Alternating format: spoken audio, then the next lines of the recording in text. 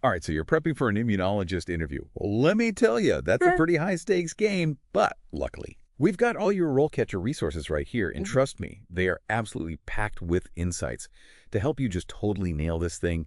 We'll break down all the key takeaways from the career guides and the interview guides, so you can walk into that interview feeling confident and ready to just completely blow them away. You know, what I think is really fascinating is just how much this field has actually Yeah. evolved. I mean, we're not just talking about identifying cells under a microscope anymore. Immunologists are really at the forefront of developing all these groundbreaking therapies like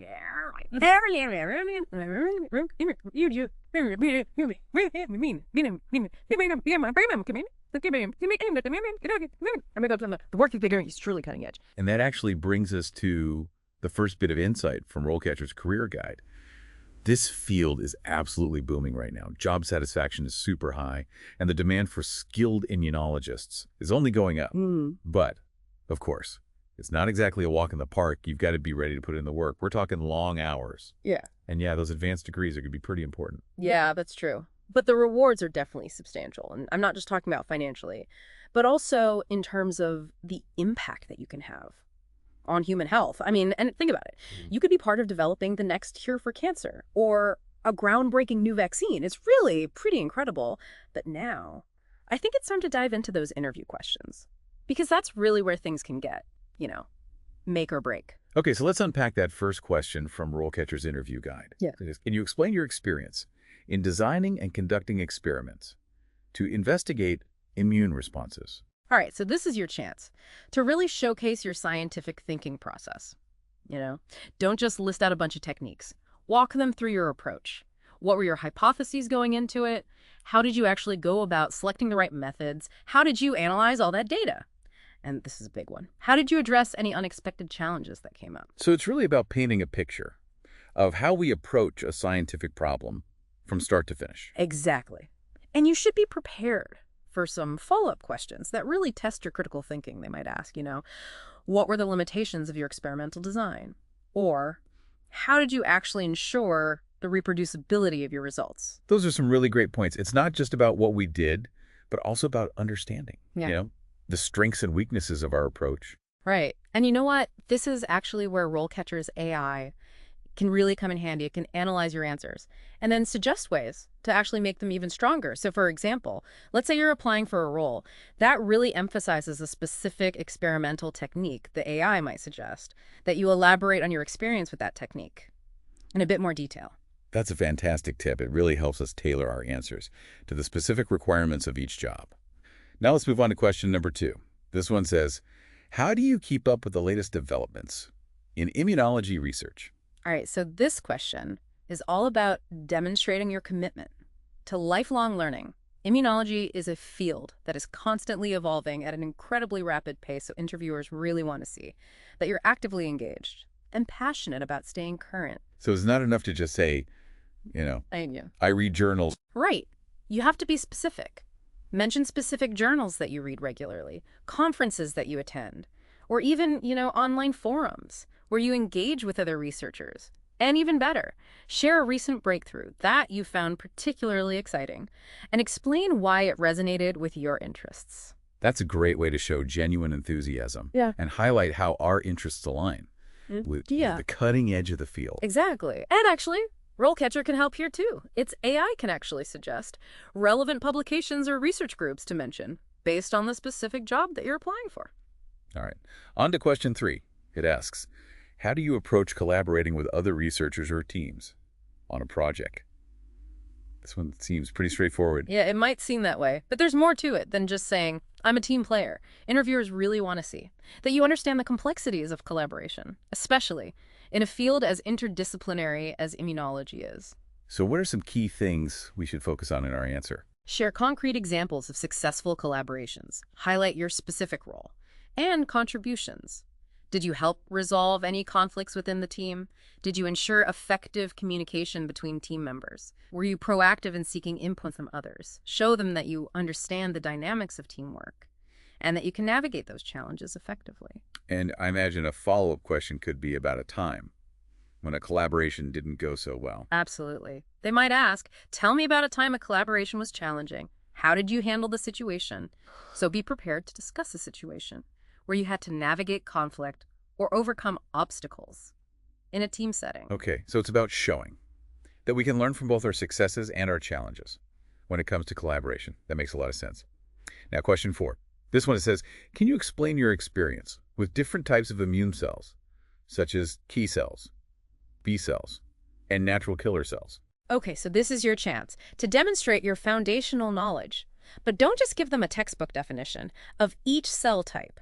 Think about how you can weave in your own research experience, highlight specific subsets of cells, or recent breakthroughs that are relevant to the position you're interviewing for. So it's about showing that we understand the nuances and complexities of these cells, Yeah. beyond just the basic definitions. Exactly. And remember, clarity is key. Even though you're talking about complex concepts, you want to avoid using too much jargon and try to explain things in a way that someone without a PhD in immunology can understand. Great point. Now, this next question seems pretty technical. It says, can you describe your experience in conducting in vitro assays to measure immune responses, such as ELISA, flow cytometry, or cytokine assays? All right, so this is where you get to showcase all those technical skills. But again, don't just list the assays you've performed. Walk them through specific examples. Highlight the challenges you faced and how you overcame them. Did you optimize a protocol? Did you have to troubleshoot a tricky assay? Those are the kinds of details that will really make your experience come alive. So it's about showing that we're not just following recipes, we're actively thinking about and refining our techniques. Precisely. And a potential follow-up question here could be, what are the limitations of these assays, and how do you address them? Interesting. So they're looking for a deeper understanding of the methodologies, not just the ability to perform them. Right. It's about demonstrating that critical thinking and a really nuanced understanding of the tools of the trade. Okay, on to question number 6. And this one seems a bit sensitive. It asks, can you explain your experience in working with animal models of immunological diseases? All right, so this is where you need to demonstrate both your technical expertise and your ethical awareness. You want to start by outlining the specific animal models you've worked with and the research questions they addressed. Then, focus on the protocols you followed to ensure animal welfare and highlight any training you've had in ethical research practices. So it's not just about the science, it's also about our commitment to responsible research. Exactly. And be prepared to discuss the limitations of animal models and the importance of seeking alternatives whenever possible. Now, I imagine this question could lead to some follow-up questions about our views on animal research in general. Yeah, it definitely could. They might ask about the 3 Rs: replacement, reduction, and refinement, and how you incorporate those principles into your work. Or they might ask about your thoughts on the development of alternative models, such as organoids or in silico approaches. Okay, so it's about showing that we're not only skilled in working with animal models, but also aware of the ethical considerations and actively engaged in the search for alternatives. That leads us to question 7. This one asks, with all the advancements in immunology, what area are you most excited to contribute to? Okay, so this is where you get to showcase your passion and your vision for the future of immunology. Connect your interests to concrete research areas or specific diseases. Do you see yourself developing personalized cancer treatments, engineering new immune therapies? This is your chance to articulate your aspirations and show the interviewer where you fit within the broader landscape of the field. It's about showing that we're not just looking for a job. We're looking for a way to make a meaningful contribution to the field. Exactly, and don't be afraid to let your enthusiasm shine through. This is your opportunity to share your excitement about the future of immunology and the role you hope to play in shaping it. Okay, so we've covered 7 key questions from RoleCatcher's interview guide.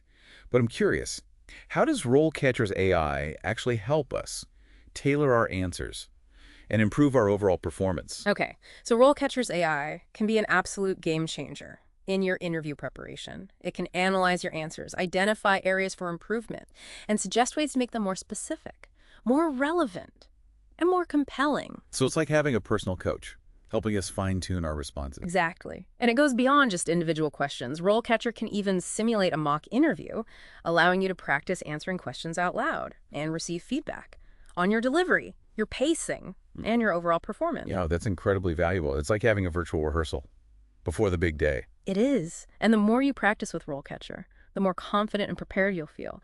Going into that interview, Okay, so we've covered a lot of ground. In this first part of our deep dive, we've dissected 7 key interview questions and explored how RoleCatcher's AI can be a powerful tool in our preparation.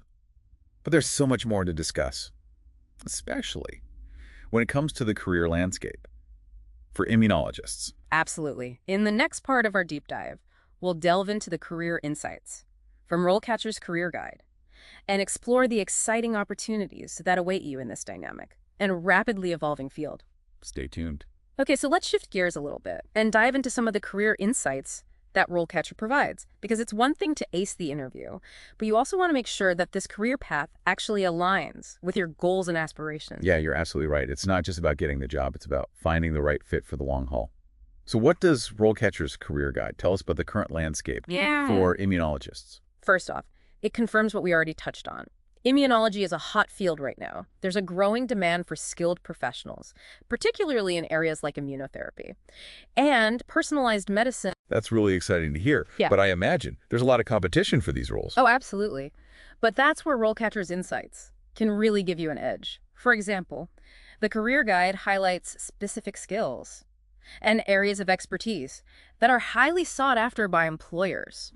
So it's not just about having a PhD, it's about having the right mix of skills and experience. Exactly.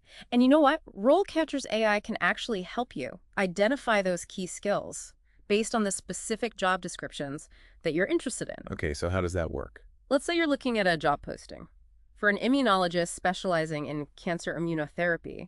You can actually input that job description into RoleCatcher, and its AI will analyze it, highlighting the specific skills and qualifications that are most important for that role. That's incredible. So it takes the guesswork out of Yeah, figuring out what the employer is really looking for. it does. And then you can use that information to tailor your CV, your cover letter, and even your interview answers to emphasize those specific skills and experiences. That's a game changer for sure. It helps us present ourselves as the ideal candidate for that particular role. Precisely.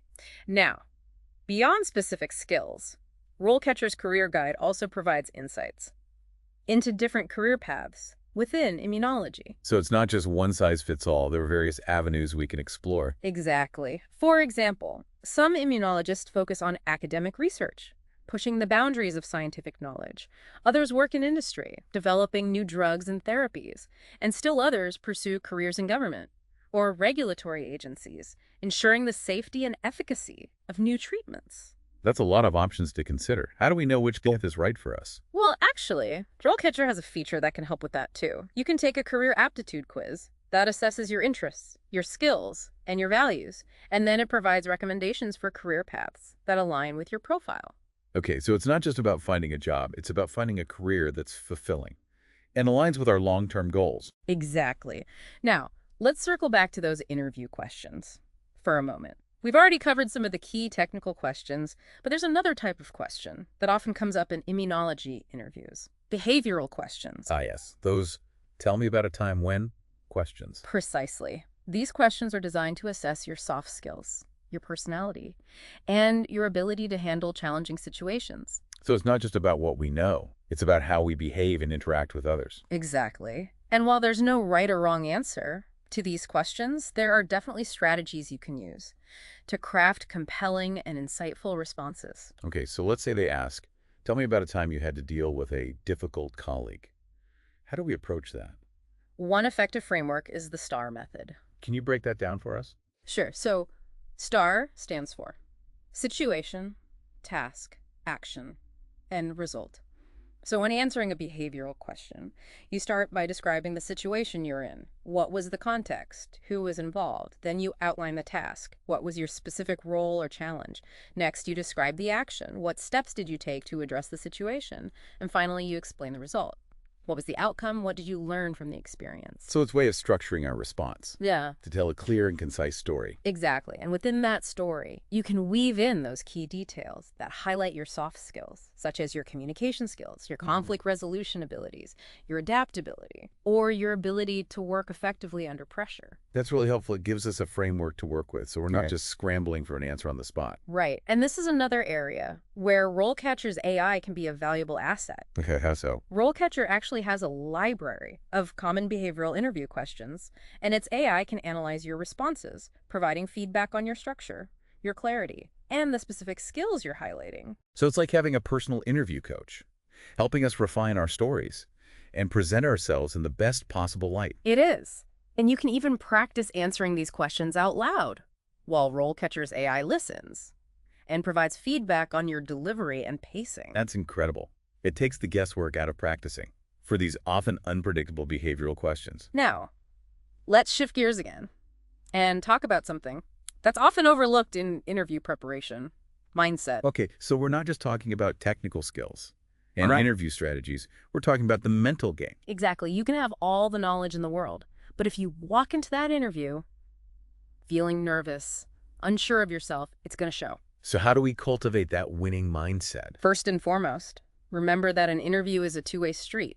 It's not just about them evaluating you, it's also about you evaluating them. Right. We're trying to figure out if this position and this team are the right fit for us. Exactly. So go into that interview with a sense of curiosity, not just about the job itself, but also about the people you'll be working with, the research culture of the organization, and the overall environment. So we're not just trying to impress them.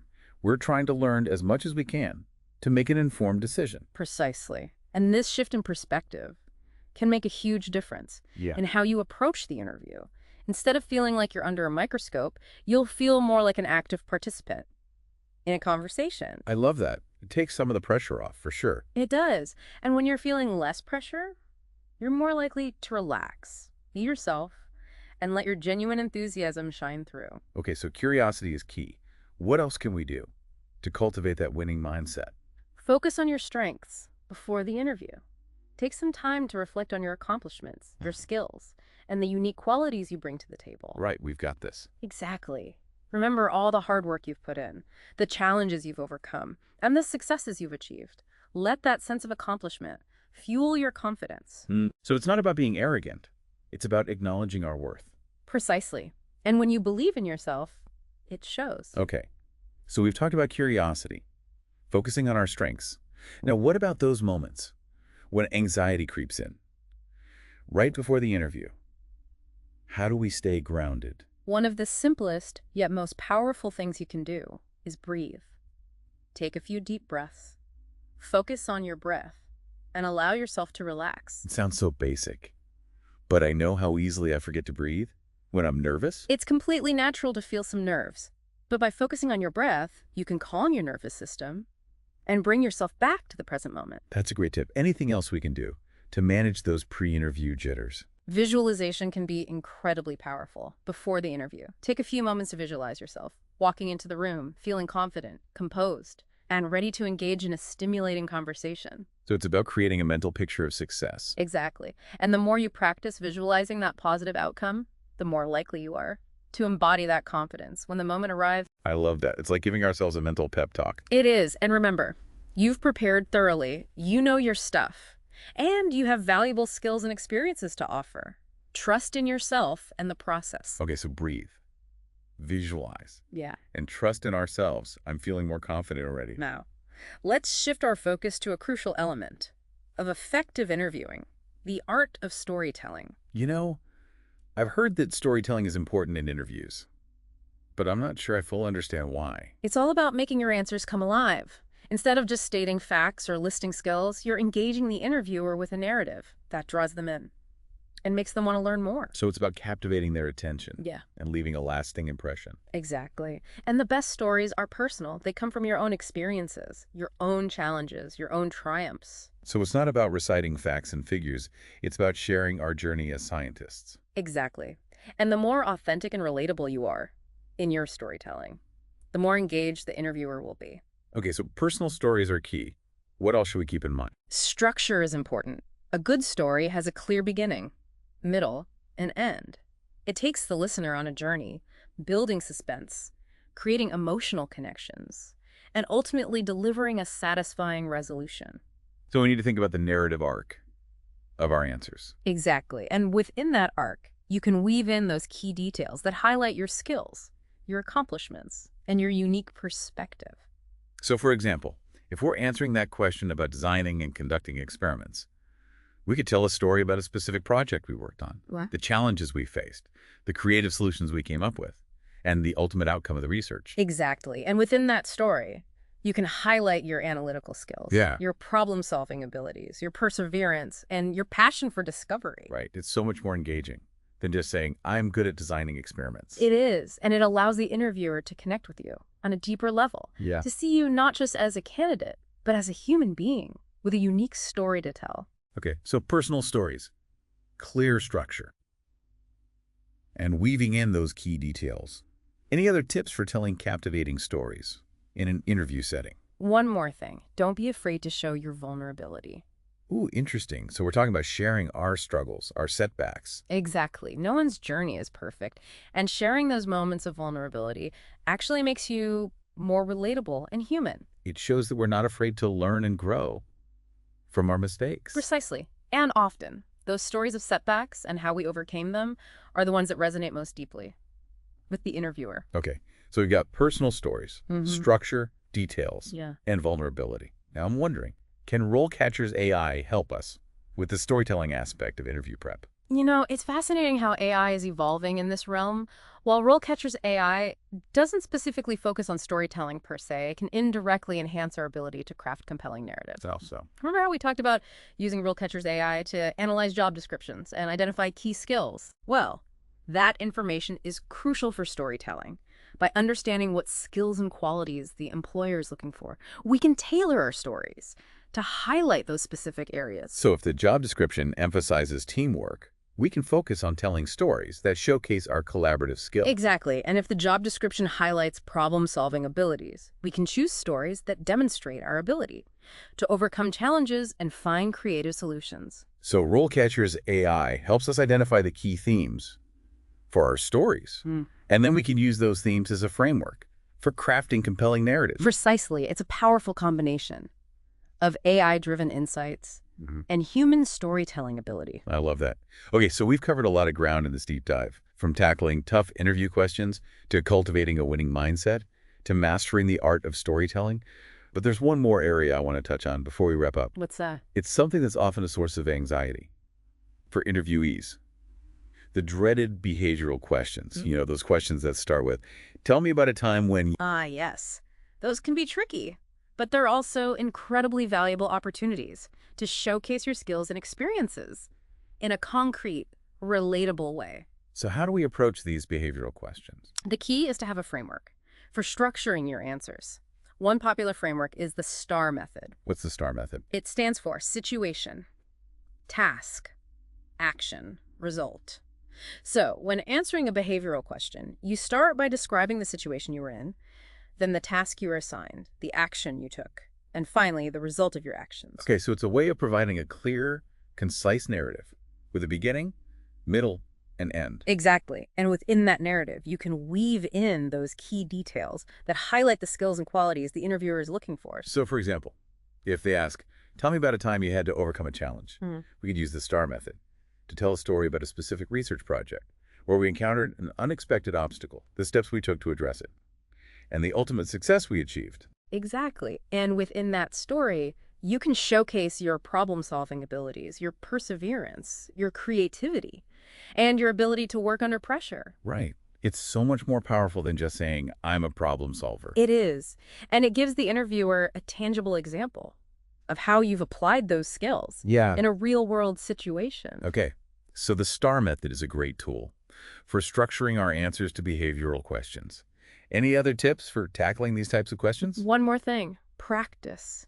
Practice. Practice. So true. The more we rehearse our stories, the more natural and confident we'll sound in the interview. Exactly. And here's where RoleCatcher's AI can be incredibly helpful. Tell me more. You can actually use RoleCatcher's AI to simulate a mock interview, specifically focused on behavioral questions. Yeah, that's amazing. So we can choose from a library of common behavioral questions. Yeah. Or input our own. Exactly. And then, just like with the other mock interview feature, you can practice answering those questions out loud while RoleCatcher's AI listens and provides feedback. That's incredibly valuable.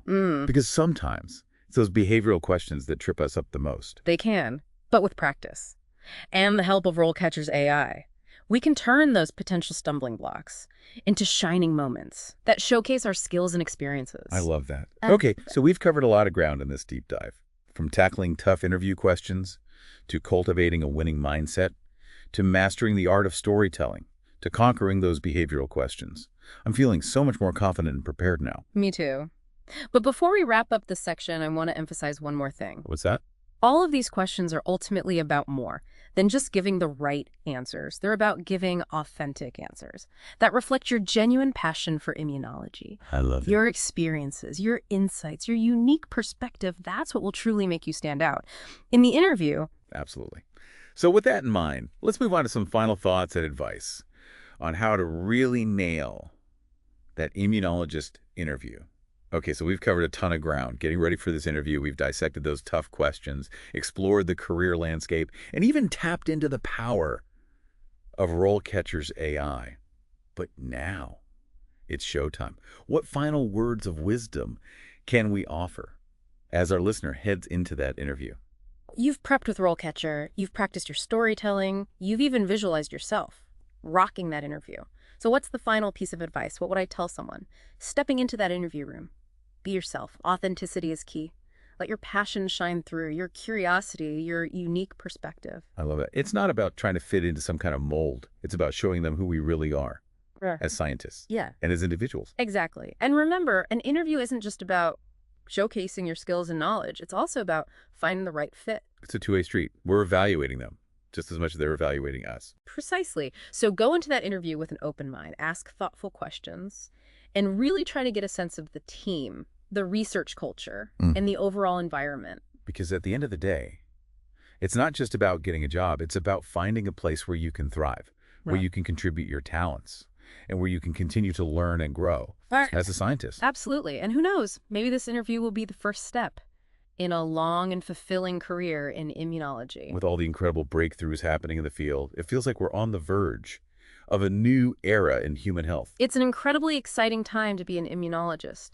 And with the right preparation, the right mindset, and the right tools like RoleCatcher, you have the power to make a real difference. So to all our aspiring immunologists out there, we wish you the best of luck in your interviews and in your careers. Until next time, keep learning, keep exploring, and keep pushing the boundaries of scientific discovery. The future health is in your hands.